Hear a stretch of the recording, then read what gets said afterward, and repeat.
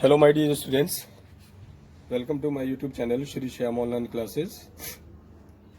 I Sanjeev Gupta, your English teacher, welcomes you all, my friends, colleagues, teachers and students.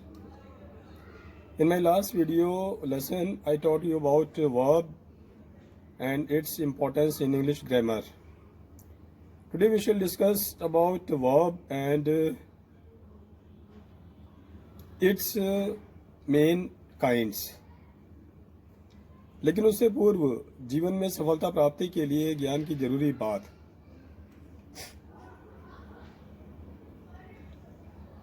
From today onwards we shall say it success in life Mantra.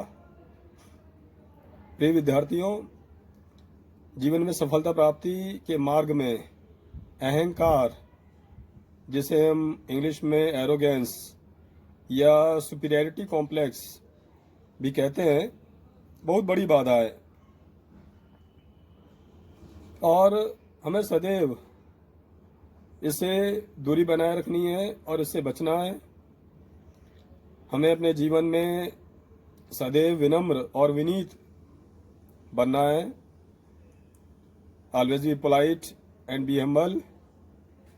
It's a pleasant success mantra in our life. इस विषय पर एक पुरानी कहावत है, अहंकार में तीनों गए, धन वैभव और वंश। ना मानो तो देख लो रावण कौरव कंस। अर्थात ये कहा गया है कि यदि व्यक्ति के अंदर अहंकार आ जाए तो उसका सर्वनाश होना निश्चित हो जाता है। अहंकार आने के पश्चात धन भी चला जाता है, वैभव भी चला जाता है और वंश की समाप्ति भी संभव है। और ऐसा कहा गया है कि यदि किसी को विश्वास न हो तो वो हमारे पौराणिक ग्रंथ उठा के देख ले, हमारा इतिहास उठा के देख ले। रावण कितना महाप्रतापी शासक था, महाबलवान, महापराक्रमी। कौरव कितने शक्तिशाली थे। कंस कितना पराक्रमी और शक्तिशाली था और इन तीनों का ही समूल नाश हो गया।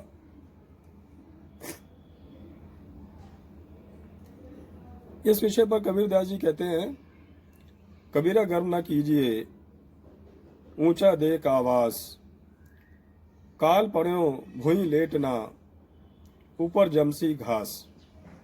भुई अर्थात पृथ्वी, धरती।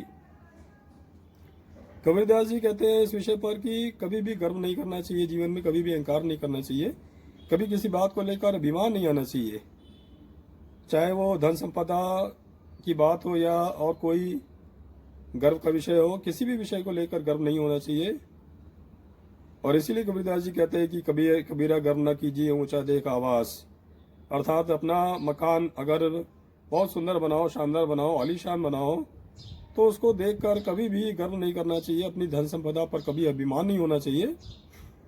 काल पड़े भूई लेटना, अर्थात जब समय आएगा, जब मृत्यु का समय आएगा, जब काल आ जाएगा तो धरती पर ही लेटना पड़ेगा, भूमि पर ही लेटना पड़ेगा और बाद में ये पूरा शरीर जो है मिट्टी में मिल जाएगा और उसके बाद में घास शरीर के ऊपर जम जाएगी।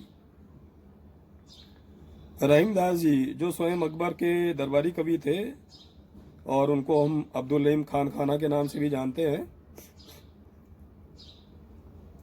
वो भी इस विषय पर काफ़ी बड़ी बात कहते हैं।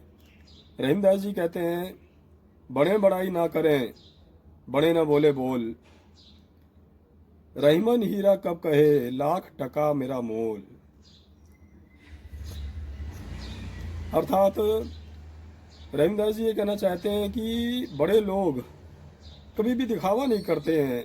वास्तव में यदि कोई अच्छा व्यक्ति है, कोई मन से साफ व्यक्ति है, विनम्र है, तो वो कभी भी दिखावा नहीं करेगा।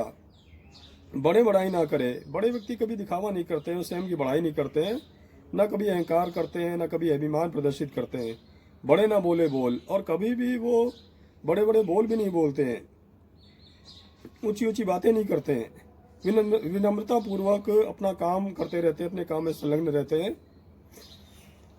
और इसीलिए कबीरदास जी कहते, माफ़ कीजिएगा, इसीलिए रहीमदास जी कहते हैं, रहीमा हीरा कब कहे लाख टका मेरा मोल।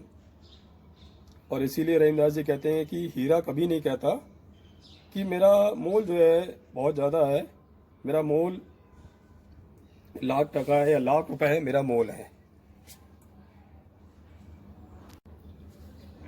तो प्रिय विद्यार्थियों, ये है आज का सक्सेस इन लाइफ मंत्रा, जीवन में सफलता प्राप्ति के लिए ज्ञान की बात, कि हमें जीवन में कभी भी अहंकार नहीं करना चाहिए, अभिमान नहीं होना चाहिए किसी भी वस्तु पर, किसी भी चीज को लेकर।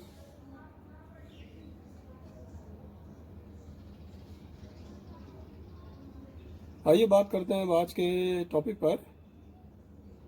और आज का हमारा टॉपिक है वर्ब इट्स काइंड्स।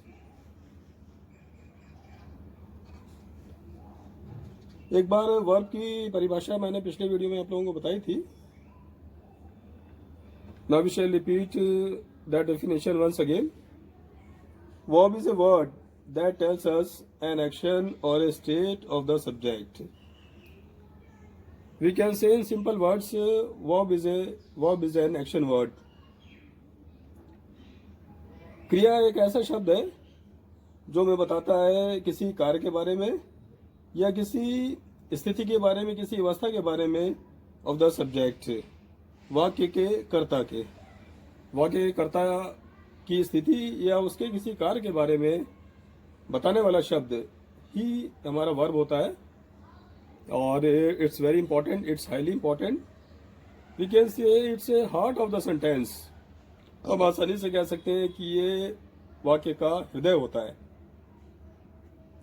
आइए बात करते हैं इसके काइंड्स पर। Kinds mainly verb is of two kinds. मुख्य रूप से वर्ब दो प्रकार का होता है। Number one, first, main verb और प्रिंसिपल वर्ब, जिसे हम हिंदी में मुख्य क्रिया भी कह सकते हैं। मेन वर्ब और प्रिंसिपल वर्ब, मुख्य क्रिया या प्रधान क्रिया।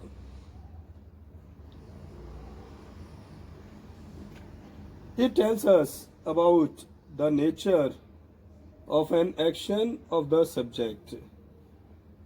मुख्य क्रिया हमें सब्जेक्ट के, कर्ता के कार्य की प्रकृति के बारे में बताता है। हमें ये कर्ता के कार्य की प्रकृति के बारे में हमें जानकारी देता है। It tells us about the nature, nature का अर्थ है प्रकृति, of an action of the subject, कर्ता के कार्य की प्रकृति के बारे में, कि कर्ता का कार्य किस प्रकार का है, क्या काम कर रहा है कर्ता, उसके बारे में बताने वाला शब्द जो है वो मेन वर्ब है, मुख्य क्रिया है। For example we can say so many examples, we can take so many examples.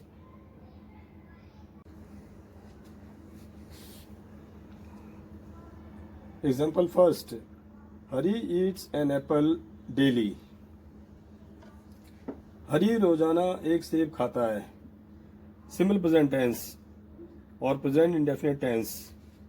So eats is main verb here, Hari is subject, apple is our object. Eats verb is telling about Hari, this subject. Eat verb हमारा हरी के बारे में बता रहा है कि हरी रोजाना एक सेब खाता है। तो ईट यहां पर हमारा मेन वर्ब है। Second example, Mohan ran very fast. Mohan बहुत तेज दौड़ा। सिंपल पास्ट टेंस और पास्ट इंडेफिनिट टेंस। मोहन बहुत तेज दौड़ा। Mohan is subject, ran is our main verb. Ran verb is telling about the subject Mohan. Ran verb यहां पर मोहन के बारे में बता रहा है कि मोहन ने क्या किया, मोहन बहुत तेज दौड़ा। So ran is main verb. Third example, Sushila writes a letter. Again simple present tense. Sushila एक पत्र लिखती है।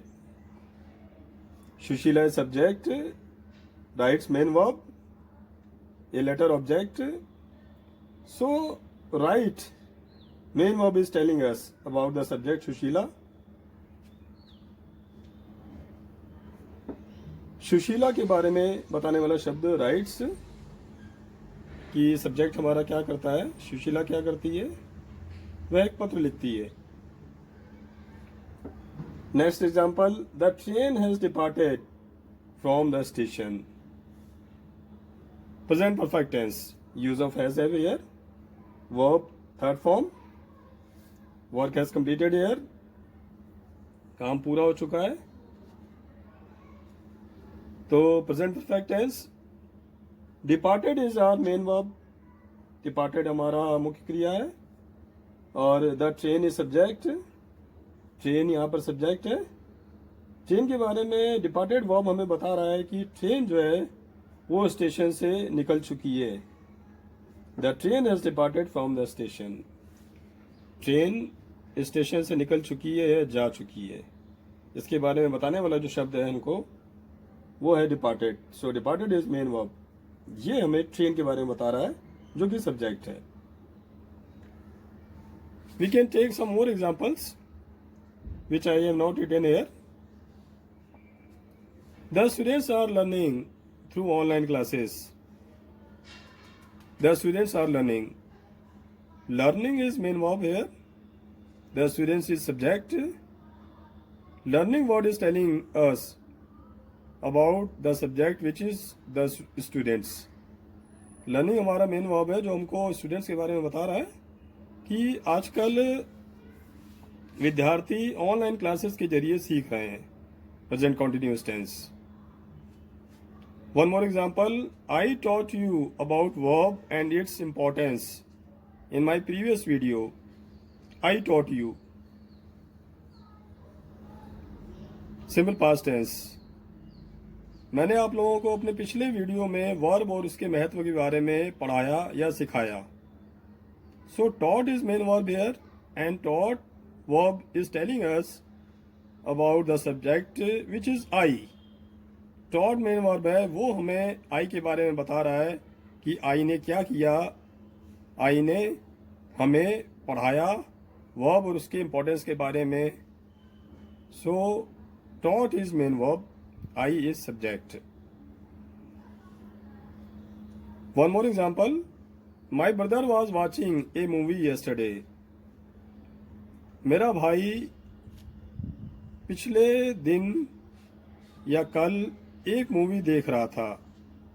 Past continuous tense, my brother was watching a movie yesterday. Watching is main verb here, and this main verb is telling us about the subject. What was the subject doing? The subject is my brother, and the subject was watching a movie yesterday. So watching word is our main verb and it is telling us about the subject which is my brother.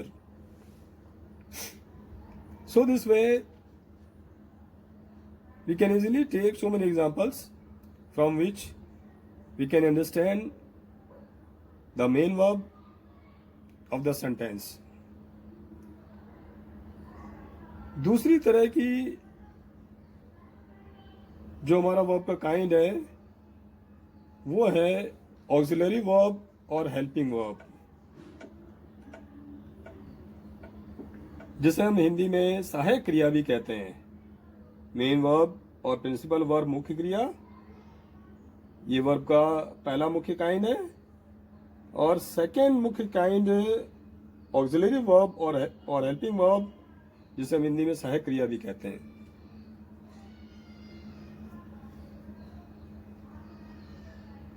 It helps the main verb in a sentence to complete its sense and its meaning. इसका सबसे बड़ा काम ये होता है, जैसे नाम से भी है हेल्पिंग वर्ब, सहायक क्रिया, सहायता करने वाली। तो इसका सबसे मुख्य काम यही है कि it help the main verb, ये मुख्य क्रिया की सहायता करती है या करता है इन ए सेंटेंस, किसी वाक्य के अंदर, to complete its sense and to complete its meaning. उस वाक्य का अर्थ, उसका आशय, उसका अर्थ पूरा प्रकट करने के लिए मेन वर्ब की सहायता करता है। इसके अलावा It tells us about the time of an action and the state of the subject. ये इसका सबसे ज़्यादा जरूरी काम है हेल्पिंग वर्ब का, ऑक्सिलरी वर्ब का. It tells us, ये हमें बताता है about the time of an action, किसी कार्य के समय के बारे में कि वो काम कब होता है, and the state of the subject, और वाक्य के कर्ता की स्थिति या अवस्था के बारे में. तो ये जो है ऑक्सिलरी वर्ब का, हेल्पिंग वर्ब का, ये सबसे खास काम होता है. इसीलिए हम इसका इंग्लिश ग्रामर में यूज़ करते हैं, इसका प्रयोग करते हैं. ये हमको जो है किसी कार्य के समय के बारे में बताता है कि कार्य जो है प्रेजेंट में है या पास्ट में है या फ्यूचर में होगा. Now we shall understand this auxiliary verb with the help of sentences, with the help of examples. So first example is here. Mr. Gupta is our English teacher. Mr. Gupta हमारे अंग्रेजी के अध्यापक हैं. तो ये यहाँ पर जो है is, ये हमारा हेल्पिंग वर्ब है, सहायक क्रिया है, ऑक्सिलरी वर्ब है. और ये इसकी इस शब्द की सहायता से हमको पता चल रहा है कि ये जो वाक्य का समय है और सब्जेक्ट का जो स्टेट है, जो अवस्था है, वो प्रेजेंट टाइम की है. प्रेजेंट टाइम और प्रेजेंट टेंस कि मिस्टर गुप्ता हमारे अंग्रेजी के अध्यापक हैं, वर्तमान में हमारे अंग्रेजी के अध्यापक हैं. तो वर्तमान समय का पता चल रहा है और वर्तमान काल का भी पता चल रहा है. Another example, I am reading a book. मैं एक पुस्तक पढ़ रहा हूं. Present continuous tense. Am is helping verb here, reading is main verb here. तो सबसे पहला काम ये एम हेल्पिंग वर्ब कर रहा है, रीडिंग मेन वर्ब की हेल्प करने का काम कर रहा है, वाक्य को पूरा करने का काम कर रहा है. और उसके अलावा ये समय का भी हमको बता रहा है कि काम जो है वर्तमान समय में चल रहा है. Work is going on in present time. I am reading a book, वर्तमान समय में, इन प्रेजेंट टाइम मैं एक पुस्तक पढ़ रहा हूँ या मैं एक किताब पढ़ रहा हूँ. तो एम ये जो है हमारा, it is are helping verb. Next example, you are driving a car. आप एक कार चला रहे हैं, आप एक कार ड्राइव कर रहे हैं. So again are is helping verb, driving is main verb, present continuous tense, work is going on in present time, काम वर्तमान समय में बोले जाते समय चल रहा है. और प्रेजेंट टाइम का पता चल रहा है, प्रेजेंट टेंस का पता चल रहा है, प्रेजेंट कंटिन्यूअस टेंस, इस आर हेल्पिंग वर्ब की सहायता से कि ये काम प्रेजेंट टाइम में हो रहा है या चल रहा है. Next example, there was a lion in a jungle. Was is are helping verb. Was हमारा हेल्पिंग वर्ब है और इस वर्ब से पता चल रहा है, इस वॉज से, कि इट्स ए स्टेट, एक अवस्था है, एक स्थिति है पास्ट की. It's a state of past, past tense और past time we can say. हम कह सकते हैं कि ये पास्ट टाइम या पास्ट टेंस की एक अवस्था है कि there was a lion in a jungle. एक बार की बात है, किसी जंगल में एक शेर था. तो वॉज हेल्पिंग वर्ब हमको बता रहा है यहाँ पर पास्ट टाइम के बारे में, पास्ट टेंस के बारे में. Next example, they were going to the school. वे लोग या वे दोनों स्कूल जा रहे थे. They were going to the school, past continuous tense. The work was going on in past time. भूतकाल के समय, बीते हुए समय में काम चल रहा था. They were going to the school, वे स्कूल जा रहे थे. तो यहां पर भी वॉर जो वर्ड है, ये हेल्पिंग वर्ब, सहायक क्रिया, और ये इस कार्य के समय का पता चल रहा है, एक्शन का पता चल रहा है, एक्शन के टाइम का पता चल रहा है. और ये भी पता चल रहा है कि सब्जेक्ट क्या कर रहे थे. They were going to the school. तो यहां पर वर हेल्पिंग वर्ब यही कार्य कर रहा है. Next example, did you stop there to see the fight. Interrogative sentence, simple past tense. और past indefinite tense. Past indefinite tense का integrative sentence did, is are helping verb. Did हमारा सहायक क्रिया है और डिड से वाक्य के समय का पता चल रहा है कि ये भूतकाल का समय है। डिड यू स्टॉप देयर, क्या तुम वहां पर रुके थे? टू सी द फाइट, उस लड़ाई को देखने के लिए, यानी काम बीते हुए समय में हुआ, बीते हुए समय में काम घटित हुआ। जब कोई व्यक्ति गुजर रहा था उससे पूछा जा रहा है कि did you stop there to see the fight, क्या तुम वहां पर कोई लड़ाई चल रही थी, क्या तुम वहां पर उस लड़ाई को देखने के लिए रुके थे? तो डिड से हमको वाक्य के समय का पता चल रहा है, सब्जेक्ट के समय का पता चल रहा है। Did is helping verb here. Next example, we had a big house last year. Again had is are helping verb और हैड से समय का पता चल रहा है। लास्ट ईयर, पिछले साल हमारे पास एक बड़ा घर था। We had a big house last year, पिछले साल। तो यहाँ पर सहायक क्रिया से पता चल रहा है समय का और सब्जेक्ट की प्रकृति का भी पता चल रहा है, सब्जेक्ट के स्थिति का भी पता चल रहा है कि सब्जेक्ट के पास में एक घर था, एक बड़ा घर था पिछले साल। तो यहाँ पर भी जो है सहायक क्रिया जो है इससे पता चल रहा है कि ये पास्ट टाइम का वाक्य है, बीते हुए समय का वाक्य है। Next example, Ram will meet you tomorrow. Simple future tense, work will take place tomorrow in future time और future tense. And will is helping verb, meet is main verb, will is supporting main verb meet, and will helping verb is telling us about time, which is future time or future tense. will यहाँ पर हमारी सहायक क्रिया है, meet यहाँ पर main verb है और will से हमको काम के समय का पता चल रहा है कि काम आने वाले समय में होगा, कल होगा।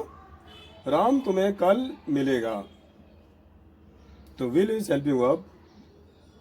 Next example, we shall learn this lesson next week.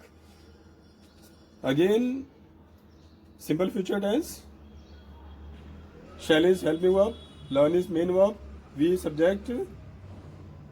So this helping verb, shall is supporting main verb learn, and shall is telling us about time, which is future time or future tense. Shall helping verb से हमको इस वाक्य के समय का पता चल रहा है, एक्शन का पता चल रहा है कि एक्शन जो है अगले सप्ताह होगा। We shall learn this lesson next week, हम अगले सप्ताह ये पाठ याद करेंगे या हम अगले सप्ताह ये पाठ सीखेंगे। So shall is helping verb. Next example, Shivani will be writing a letter. Shivani will be writing a letter, Shivani एक पत्र लिख रही होगी। Future continuous tense, the action will take place in future time once again, and this helping verb will be is telling us about the time of this action, that the action will take place in future time, and writing is main verb here, will be helping verb, Shivani subject. So will be supporting this main verb writing,